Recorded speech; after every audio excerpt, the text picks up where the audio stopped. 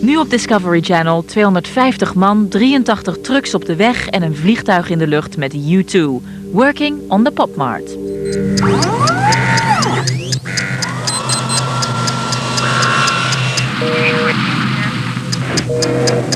Ignition.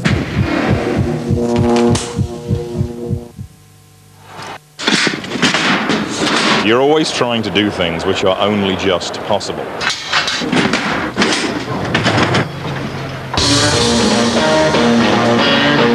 $265 people, 300 and 400 tons of steel, 3 sets of staging, 96 containers worth of equipment, $1 million, 6 channels of DVE, total of 83 trucks, 3,750,000 watts. So we're like an army, we just conquer from town to town.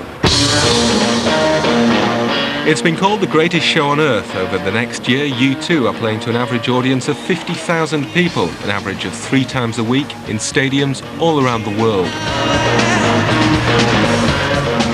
We will not have a day off. We average 16 hours a day, back to back to back to back. We start on show day at 10 o'clock in the morning.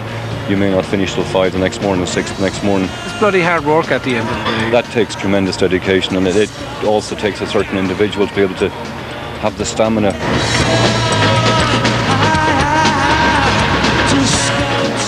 For each and every show, the logistics are awesome. Hundreds of tons of equipment and mile upon mile of cable has to be assembled on time and in the right order. The show must always go on. People think it's fantastic, you're here, you're there. Paris and Italy and Spain and wherever. You're living out of a suitcase, you're on a carousel that you can't get off. What we'll see mainly is the stadium and our hotel. You can't get sick, you know, and you just gotta get on and do what you do, you know. We're in it for glamour and seashore. To do the show once would be an achievement. To do it city after city, country after country is truly amazing and requires a team whose dedication and professionalism cannot be matched. I've been touring for almost 23 years and I've never seen technology like this because it's brand new out of the box. This is serial number 001. It's the prototype and first working model. These are the men and women who make the show happen. 99% of it is as good as you can possibly get, but there are times when you come away from the console and you want to hit something, you know. This is life, working in the Popmart. When the band meet the audience, that first 2 or 3 songs still gives me a buzz. I hope I don't lose.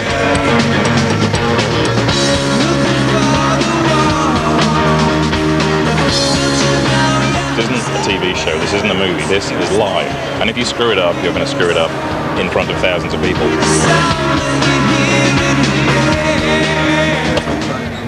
Good morning, Discovery Channel.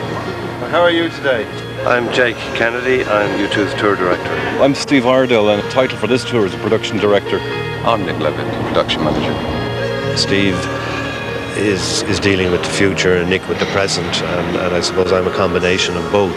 I was very involved in putting the crew together and working out the logistics of this earlier on, and on a day-to-day basis I leave that in Nick's hands.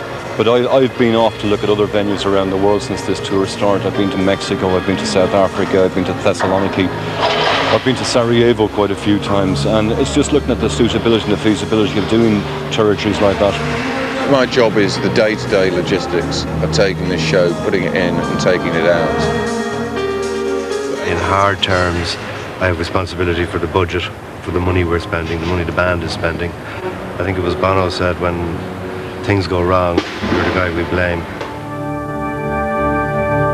We travel 3 sets of staging in advance because we wouldn't have time just to walk into a city and start building the staging and then put the production in.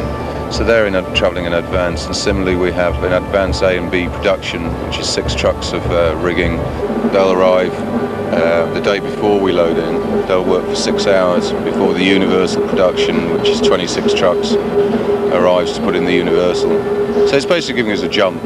If we all arrive together with 32 trucks, it'd be mayhem. 48 hours on the road with U2 from Gothenburg to Copenhagen. We've a touring party of in around about 240, 250 people, and like 100 of those people are strictly drivers.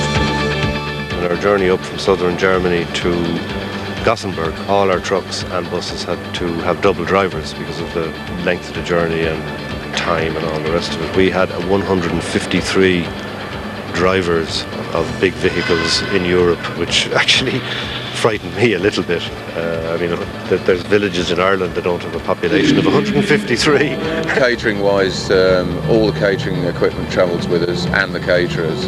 It is enormous, yeah. You don't expect the band you work with in a club in Dublin to be the biggest band in the world, carrying like that, the largest video screen, the most PA, the most sound, the most lights.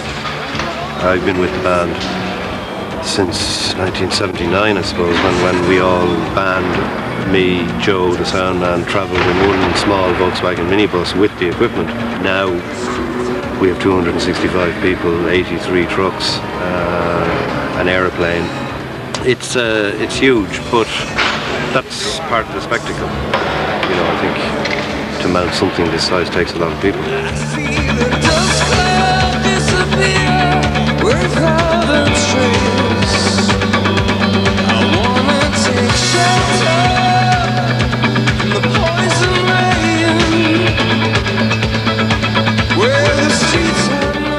The touring party of 250 plus crew is divided into departments. As well as the drivers, there are riggers, carpenters, electricians and specialists dedicated to lighting, to sound and to operating the video screen, to security and catering. In addition, each show requires the services of 250 local crew, distinguishable by their coloured t-shirts. They're employed just for the day to help load and unload the equipment. While the result is spectacular, inevitably the costs are phenomenal. Close to $1 million. For one show, you know, all in costs, and that's an inclusive cost of our costs, the promoters' costs. Financially, we're up there with the fairly large companies, if you want to look at it in those terms. It's a calendar year at the moment, April 97 to April 98, which is a tall order. We have 100 plus shows to do in that time, and when you consider that to mount each show takes 2.5 to 3 days for the Universal production, a total of 5 days for the whole operation. The mathematics get pretty tight. It's a moving factory, it's a moving village, it's a moving town, it's all those things. I was in Sarajevo and I talked to the military and whatnot, and they were quite astounded that there's an organisation in the world can do the same sort of logistical moves that they do. And we talked to people who work in ferry ports, and they were sort of saying, like, how many containers you got? And we say like 40 per system, and they're saying, oh yeah, we'll do the deliveries for that over 4 days. And I'm saying, no, I want the deliveries for that over 2 hours. And we can empty like 40 containers in 4 hours. There's so much going on in the construction of the show that you can never see it. Like if you look behind us now, all the lines are very clean. If you see the arch and the video support, like you can see the towers that come up through the stage. The whole system of towers is interlocked from ground level to a metre up in steel RSJs. They're like 11.5 metres long, weighing about 2.5 tonnes apiece. And they all connect to water tanks, which are carrying 2 tonnes of water per tank. And we have 12 of those, which in turn are locked into concrete blocks, which are 2 tonne. So we've about 80 odd tonnes of ballast alone underneath the stage, just reinforcing the entire structure to give it its structural integrity. Why do we do this? It's because we're entertainers, and when the entertainer meets the audience, that's what makes sense out of the whole thing. I mean, this structure behind me on its own, standing in a field, is probably indefensible and unexplainable. But tonight, when it's darker and when there's 55,000 people in here, and the reason they've come here appears in front of them, because it isn't this, it's the 4 guys in the band. That whack of emotion is still what gives me my jollies, basically.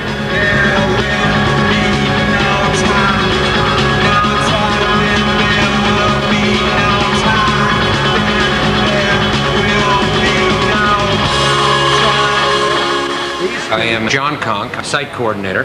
We make sure that the stage gets built and that the facility is prepared so when the production arrives, everything is in place. So I'm the first one in, I'm the last one out.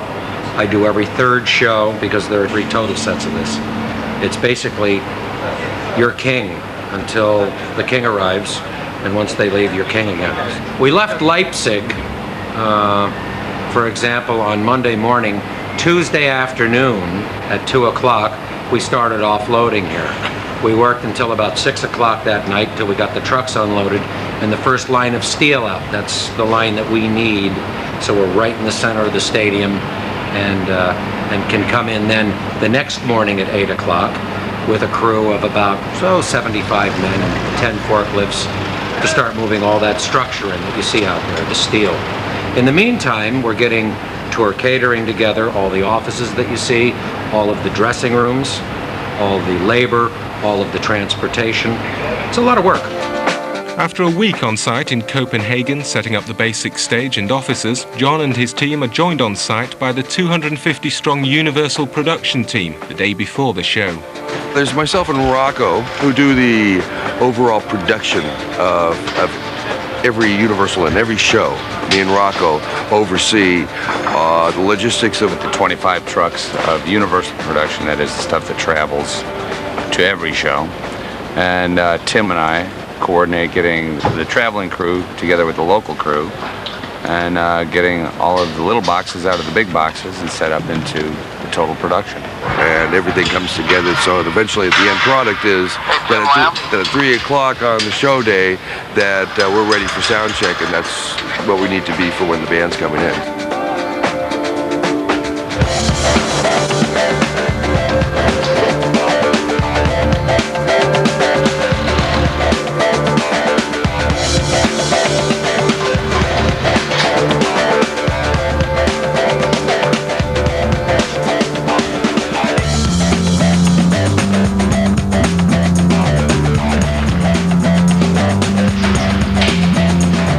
Production comes in the day before the show. So we come in a day before the show and we spend all day bringing in production, which again is light, sound, video, lemon, cocktail stick and everything. We spend one day doing that. Once we get the general lay of the land, we start laying out the trucks so that at 2 o'clock when we accumulate all the local crew, we can divide them up into different departments, put them with our guys and bring stuff in an orderly fashion. The biggest problem we had initially on this tour was just arranging traffic patterns so that, there's a lot of times where if you don't do a certain thing first, it takes up so much space on stage, winds up taking you twice as long to do the second test, trying to put your socks on after your shoes are already on. Even if 25 trucks were there and the 26th wasn't, because everything has to go up in a certain order, then you're probably waiting for that one piece of equipment, and that's pushing the schedule. Every day we're throwing a curve and we're dealt different hands to deal with, and that's what me and Rocco do, and we just make sure that our boys can get on with what they have to do so that everything happens on time. Before we go on stage, it's show day. Half an hour before anybody goes on stage, then we have a complete safety inspection. It has to be a rep of every department. So the riggers go up, check all the chain motors, check the chains are in the bags, steel guys go up, check there's no loose pins, lighting crew go up, video crew go up, then we do a ground inspection, then we do a front of stage, make sure there's no loose pins, metal, so the punters can't get them, cable runs, make sure nobody can trip over cables, etc. And then it's cleared by the stage managers that you can start work again. And we've been a hard hat site for, ever since we started, which is pretty unique. All our crew, and we insist that the local crew all go hard hat from the minute they're all gone. No matter how good you are at your job, there is human error, and you can't account for the locals that go up and help us. Just carrying lighters or carrying a spanner, slip it in the pocket instead of tying it on the belt. So that's worked really well. It can be complicated if you think it's complicated, but for us, it's all. We do it every single day, so we've been together and doing this so long that we're a machine, and we just come in and we knock it out and do the show, and we move on. We're like an army. We just conquer from town to town.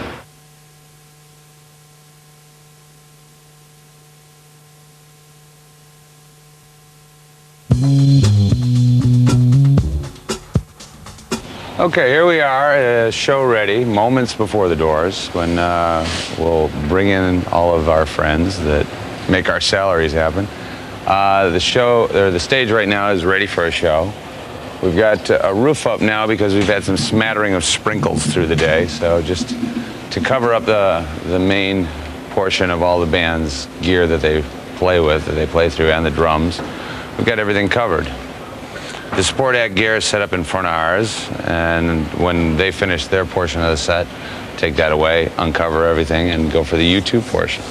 Unless it's raining, then we'll just leave the roof up and the band gets just as wet as the rest of us. Go for Nick. Nick, looks like we're going to get a pretty good thunder shower here. Thanks, Bill. I'll let everybody know. Thank you. Tim Lamb? Tim Lamb or Rocco? Go ahead, Nick. We've just been warned there's a thunder shower on its way in. Thank you. The largest amount of power ever toured for the rock and roll band. On board, we have the capability of 3.75 megawatts. Wattage is going to be 3,750,000 watts. A light bulb uses 40 watts, or your stereo is about 80 watts, and things of that sort, so it's quite a bit. It would be the equivalent of about powering 1,500 homes. The show will be fine. I mean, it makes it more awkward, and obviously for the audience it's dreadful. They have to sit there with umbrellas. All the guitars are wireless. It looks dangerous, but it's really not, because there's no physical contact between the band members and the electronics. Then there's no chance of getting electrocuted. I reckon this will pass, but for a loadout point of view, it slows the whole process down. I mean, obviously it gets way more dangerous, you know, just the surface of everything. And if you come completely soaked and wet and miserable in any circumstance, you don't work as well, as you well know. Just the manoeuvring equipment around gets slippery, the flight cases get slippery. I'm getting slippery. It's just 6 hours before the show, but for the U2 crew, the rain is no problem. Over here we have the stage left portion of what we call Underworld. This is where all of the technicians set up and have all the guitars off to one side. Bono's tech Fraser works from here, and from here he can see what's going on stage, still protecting all of the delicate electronics and keeping all the guitars dry till it's time to play.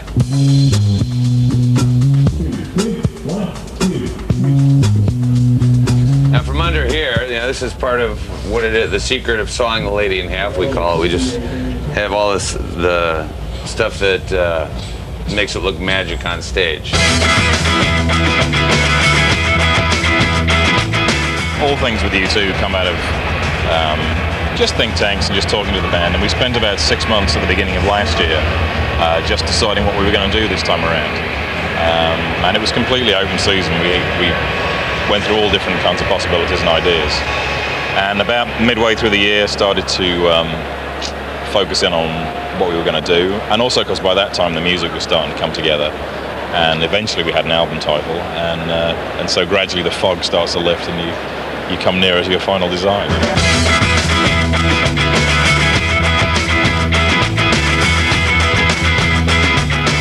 Well, it starts off, there's sort of an inverse ratio between how close to the beginning of the tour you are, because when you start off, it's all ideas and it's all wonderful and you don't have to be remotely practical and you can just sort of, live out your wildest fantasies of everything you've ever wanted to do in a stadium. And then, of course, as you get nearer and nearer to actually having to make these ideas into large pieces of metal, reality kicks in, So, and then there's things like budgets and accountants that you have to fight to the death with. Aside from that, it's a fairly straightforward process. There's not actually that many places to hang lights. If you look, the screen, the arch, they're givens. They take up a lot of space and they're strong things, but you can't hang anything off them. So it's a lot of architectural lighting. We light the arch. We do a lot of architectural stuff, and a lot of in-your-face cheesy disco stuff too. So we've got some 360-degree, what we call our periscopes, and they were built by Win Wilson Gatelier. And they basically spin 360, take a 7K xenon beam, very, very bright, concentrated beam of light, and spin it madly and crazily all through the crowd during discotheque. Yeah, it's you're trying to bring the lighting rig to the people. I tell you what's great is when you start to see the thing take shape. When you finalize a design and that's what you're going for and things start to be built. When you see these huge objects standing in a stadium, it was in Las Vegas, it's a weird feeling because in one sense, there should be this feeling of elation. But actually, because you've been looking at drawings and models and CAD renderings of this thing for so long, you feel like you've seen it before. If all goes well, you feel like you've seen it before. So there is this weird mixture of just feeling relief because it's standing up and it hasn't fallen over, and yet feeling kind of at home because you've lived with this thing for so long already, It's like having a baby, really. on the night when it's going on, you have to have a good instinct for what's happening. And of course that goes as far as the band as well. And obviously my relationship with the band is paramount, because on the night there's no way Bono can stand there and say, oh, by the way, can we do this now? You just kind of have to know what's going on, and so you get very close to people because of that. And you can also see that then my relationship with Willie furthers the communication down the line to the lads. I ride on the bus with my crew, and so they get it and the crew gets it, so it makes for the whole tour moves smoother. Most bands would build a show and then go and do it, but U2 just aren't like that. You know, they're always looking for improvements or just new things to keep it fresh. Hey Ed, why do you only count to 2? I can't count any higher. Oh, okay. 2. This is not water. This is Dallas World. Dallas takes care of all the edges, guitars and equipment. And from under here, he keeps tuning. How many guitars do you tune a day, Dallas? 24. 24 guitars. I tune here and he talks to me through this window, tells me what he needs, and I grab the next guitar 2 songs before it, right? And then I prepare that guitar and then take it up and hand it to him, and then get the next one ready, rock and roll this. So that's what we do. How many strings do you change in there? 66. This passes though. Rocco takes care of me down here. Over here is what we call Des World. Des takes care of all of the sequencing computers and mixing of Edge's sounds down here. He doesn't actually play. This is all stuff that Edge and the band have put together for the records, and that it's not like they don't play with a tape. It's more just sequenced keyboards so that Edge can essentially do 2 to 3 things at once. He controls all of that from up at a little console on the floor down in front of his microphone. And then over here is Audio World. Noise gates, drum samples, compressor limiters, DC electronic head, EQ, the glitches, crossover. Main clusters are moving fader 64 input, total room for improvisation, DCL 200, coherent transfer system with various different delay towers. Just give me 1 second, Dallas, please. I'm in the middle of a TV interview. Bass frequencies, mid-range frequencies, high frequencies, super high frequencies, and they're all tunable for their different particular brand and usage.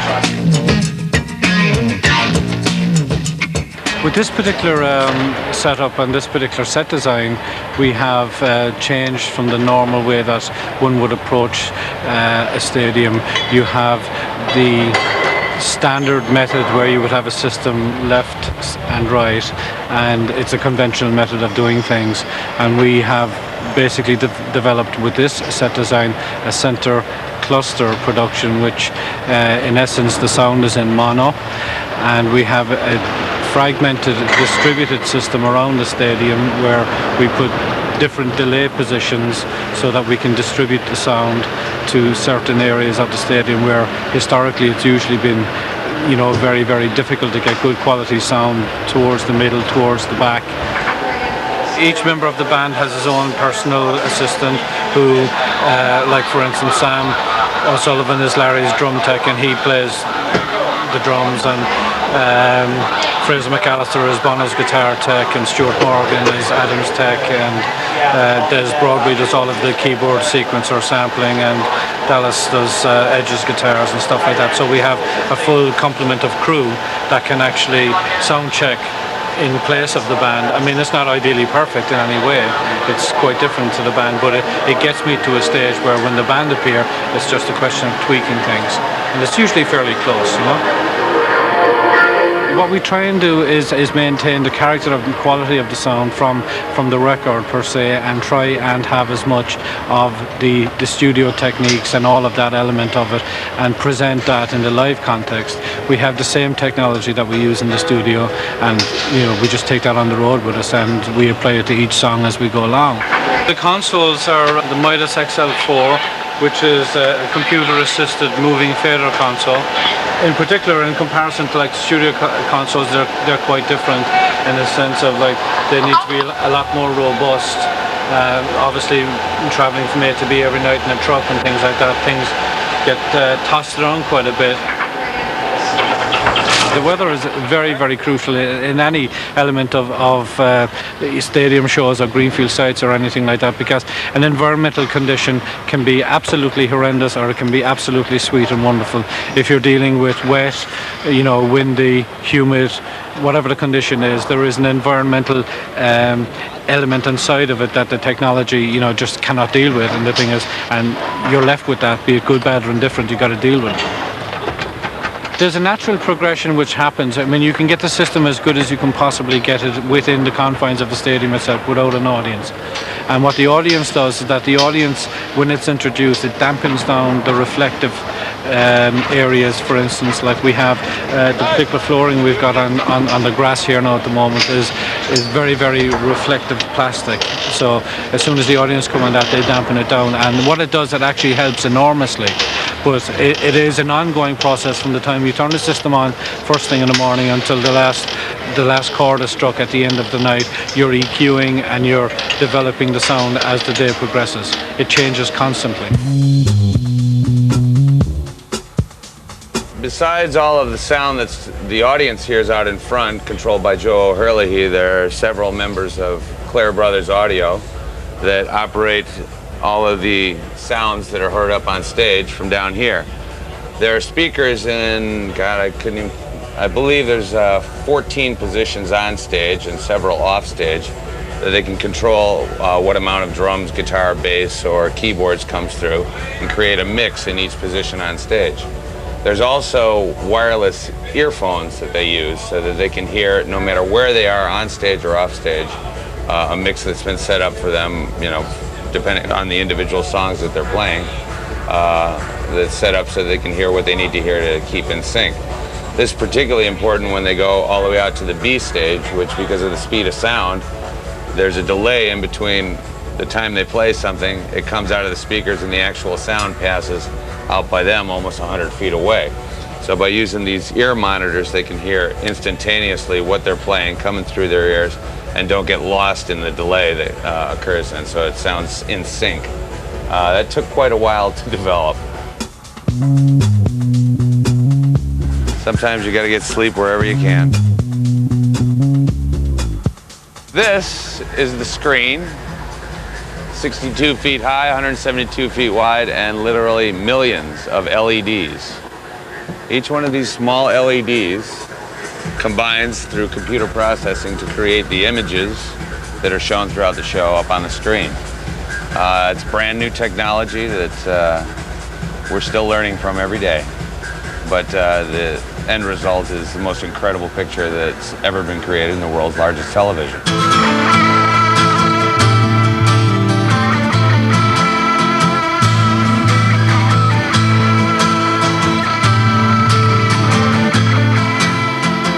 What I'm responsible for is the video for the show, and the job initially was to put together a system and a crew that would be able to do whatever they wanted to do with it, and learn how to work with the LEDs and the new screen and the technology, which we did. And then on a nightly basis, I switched 6 cameras live, as well as bring in and out playback footage, or however we programmed a different song to look. Don't try too hard to think, don't think it out.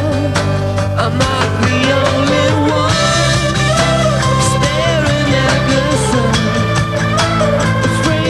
We learned an awful lot on Zoo TV about, technology and what we can do, and that pushed a certain level of technology pretty far. And on this, it's pushed new technology further. The LED screen is virtually new, and it was very overwhelming at, the beginning of the tour to figure it out, because it's got 176 panels in it, I think, and we saw 4 panels up and working before Las Vegas. And we've had some growing pains with it, as well with any new technology. But the entire screen team has been working extreme hours, like sometimes 48 hours at a time, to try and get it right.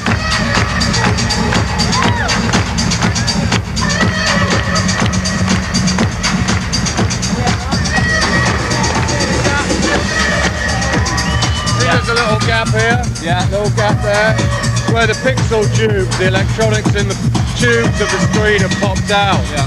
So there's a team of guys continually through the show in their harnesses, dropping down, replacing them as they pop out. We've been going through design changes on the fly, as it were. Just, we'd see a problem we'd have during a particular show and then try and deal with it. It's quite a clever plan in that the entire wall, which is 62 feet high and 172 feet wide, only draws less than 100 amps of current, whereas a wall 10% of this size used to take about 400 amps of current. So it's new technology that is almost the simplest. It's like we've suddenly discovered the wheel here, and everybody's going, why didn't we think of this before? There's 3 inputs to the screen. We used to have 4, we've gone down to 3. And so it's basically split up into thirds. And so if I'm putting a single image across the screen, I'm separating that through 6 channels or 3 channels of DVE, depending on the footage. You can either have the direct input to the screen or make it smaller, bigger, whatever you want. We colorize stuff, we posterize stuff. We can put multiple images up, we can put single images up. It really is what works with the song and what works in the show. And we try and build, the same time that the music's building, we try and visually build and kind of flow with the lights and flow with what's happening on stage.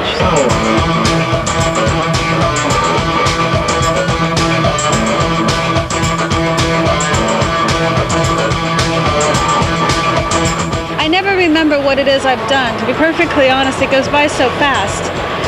You get into a vibe and you get into a good feeling, and it's all happening and it's great, and so you keep going. And I always watch the tape because I want to see, okay, did that really go as well as I thought, or could it be better, or what's a different angle or whatever, because I'm looking at about 20 monitors on a nightly basis, and so it's hard to keep track of everything that's going on. Since we started in April, we basically started the end of April. And if you would have seen the show then and come out to look at it now, it's a completely different show. And it's only because of what we've learned works on the screen, and just being able to have the time with it and figure it out and try different things. And it's great, because I think if you look at the show in another 3 months, it'll be completely different again. Welcome to the B stage. Beneath the B stage, which is acrylic, there's hundreds of lights that shine up for various patterns that lights them up out here, because other than the spotlights, there's no other lights going on. But what we find is that all of the people who are lined up along the barricade here brings them a lot closer to the audience. And it's a cool thing to see, because at most rock shows, everybody's clamoring, trying to get as close as possible. This opens things up a little bit, and allows the band to get a lot closer to a lot more people. So all we're going to do is time from here, which is we call band in the hole. So I give the stage manager, the show coordinator, Timmy, a cue to band in the hole. Then he runs a pre-tape and then cues me on headset to walk the band. And then into show mode during the evening.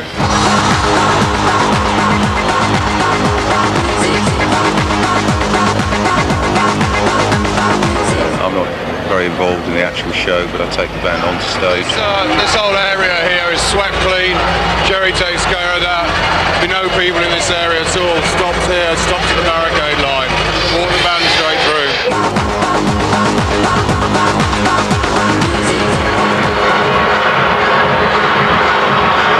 One of my responsibilities is lead them out there in a boxing style. So in front of us all this time will be a camera, just like your camera, right in front, walking backwards, projected up onto the screen. Always going to have a chat before I take the band out that we're secure and the barricade's clear. That's the B stage here, the band make their entry.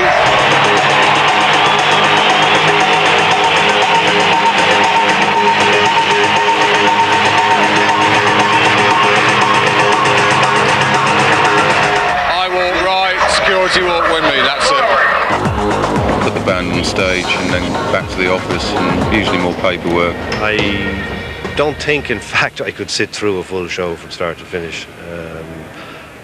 I think I know too much about what's going on. I actually haven't seen the show now in about 2 months.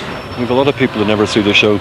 We have people who were in video engineering on the last tour that were under the stage that never saw a show, but they were the people responsible for making all the images and everything happen. And it's unfortunate. We've the guys that work with the band. They've never seen a show from out front, so they've no concept of what the full production looks like. But they're very important to what happens every day.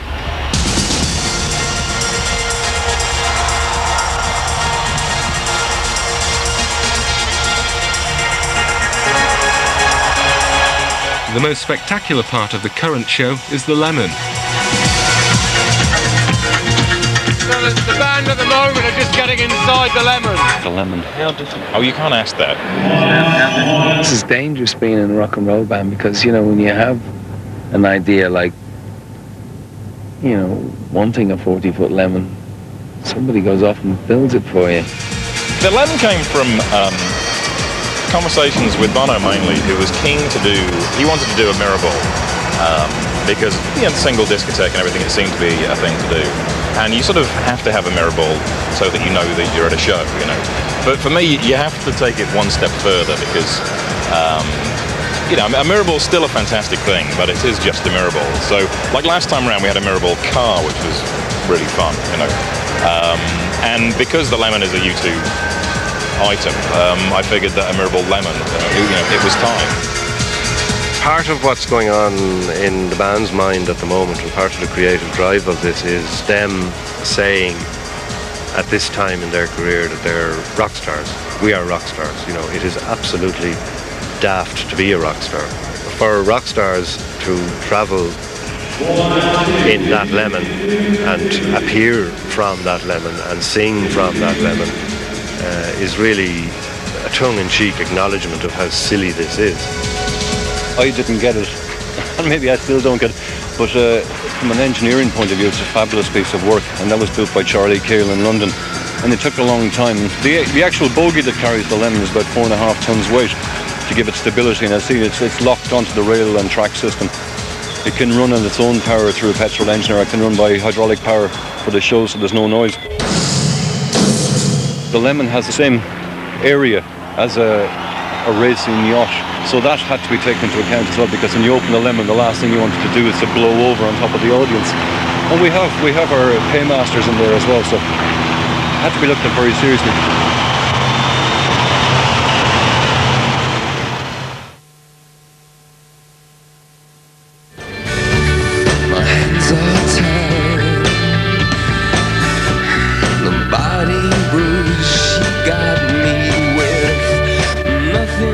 The show ends and 50,000 people have gone home happy. But even while the show's going on, the crew are preparing themselves for the second half of their long working day.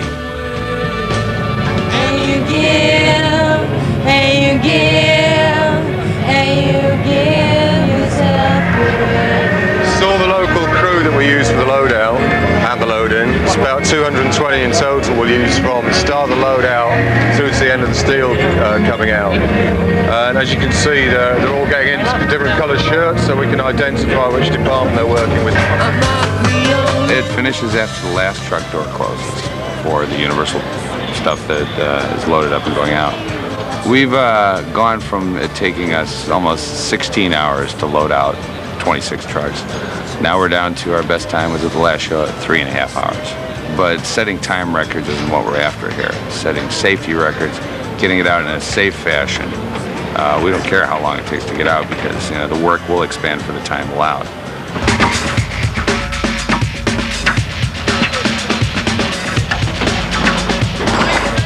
As soon as the band have left the stage, the loadout begins. Workers swarm over the equipment like bees in a hive. For Nick, it's time for one last tour of the stadium.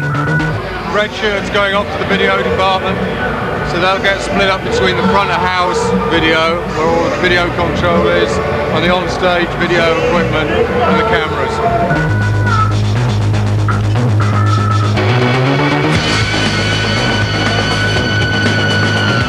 This barricade system here is it's called a Mojo barrier, and it was the first freestanding barricade system, not ours in particular, but the company that made it.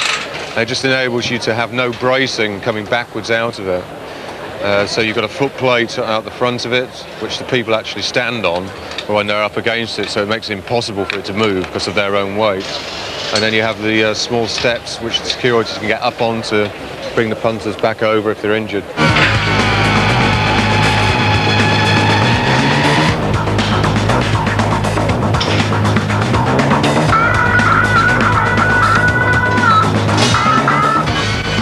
Again, I just double check with the stage managers that they've got all their crew. A few occasions we're short of crew, and I see whether we can get other people in, local security, bribe them to come in to make numbers up. Pack up the office, load it into a truck, load the wardrobe and everybody else's office gear into the truck, and that's me pretty much finished for the night. Normally by the time I've finished there's probably about another 45 minutes, maximum an hour before the universal loadout's ended.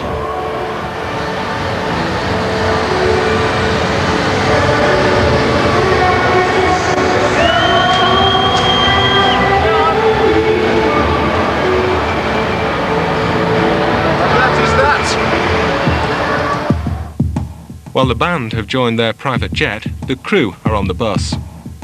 That's my bunk. There's little glamour at the rock and roll coalface. After a long, hard 16-hour-plus day, the crew will travel hundreds of miles on the bus to the next gig. I'll get in the bus, when we finish the loadout, and I could be anywhere really.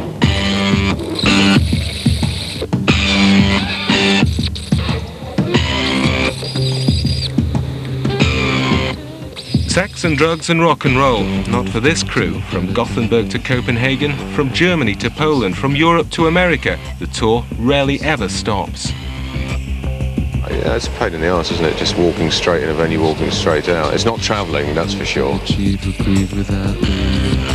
I'm probably away 11 months a year. Now that the South American markets and the Asian markets have really started to open up, it's always summer somewhere, and there's always a show somewhere, and I'm lucky that I get out on these things. We'll see some like a 2-week break after this leg here before we start America, and we'll probably see about 4 weeks around Christmas time, and that's necessary, just like the transit equipment to South America.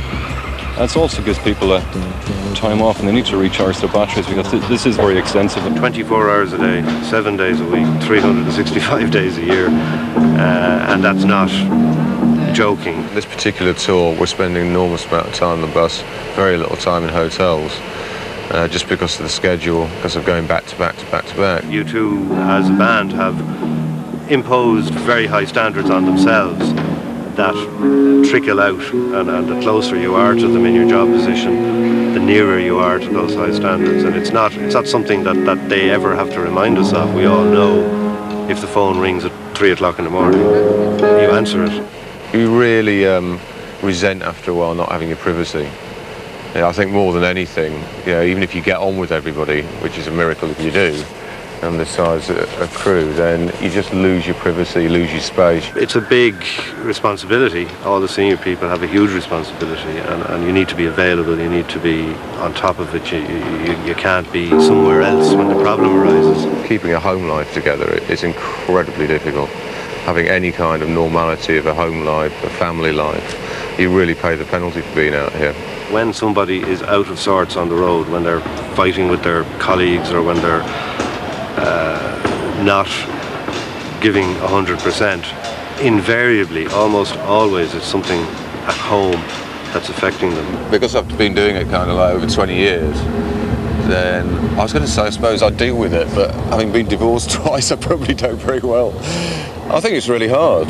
We have a very open door policy to families coming out on the road, and you've probably seen while you've been here, kids, my own son was here until this morning, wives, girlfriends. We don't stop people bringing their families out. I would much prefer to have somebody's family here and have the employee happy and content than have them freaked out because something is going on at home, or they think there's something going on at home. I mean, I wake up at night occasionally and I'm convinced my daughter or my son or my wife has had a terrible accident, and it's upsetting and it's distressing.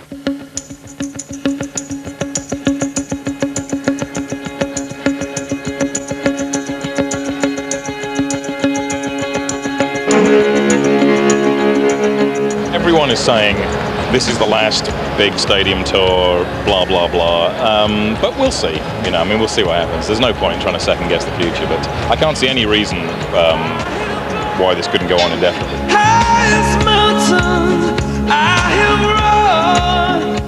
I always thought it would get simpler, because if you look at like the video camera was something huge at one point, and you're carrying around a video camera in your hand now that can do anything a TV camera did 15, 20 years ago. But here we seem to have all this wonderful technology, but it takes a lot more structure to make it all happen. It warrants a bigger steel system with much more base detail. Plus the fact that like not only the technological end of it, but the engineering end of it, we have to like fulfill all requirements in terms of wind loading and local requirements and how it has to be built and what the structure has to be and the DIN codes necessary to make that all happen.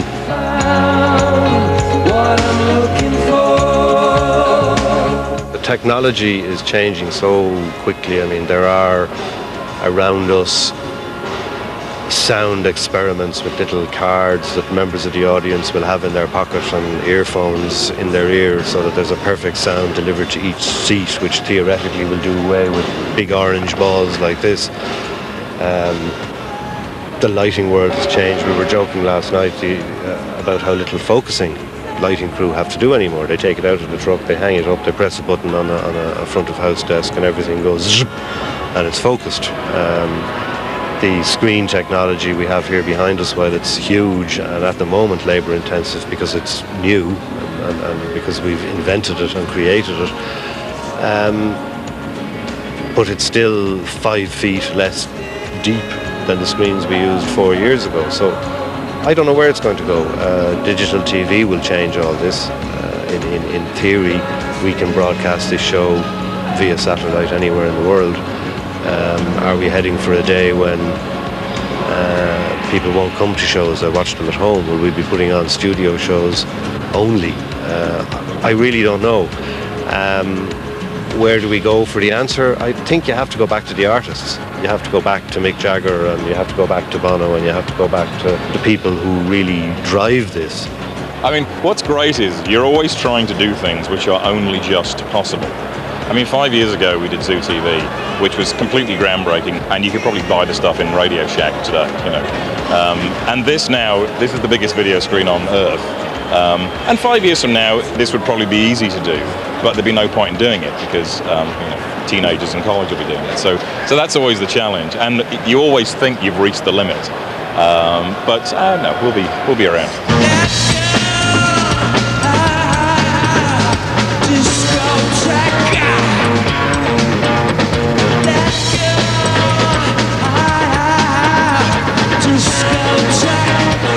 Now we load all the small boxes into the big boxes and drive them to the next place.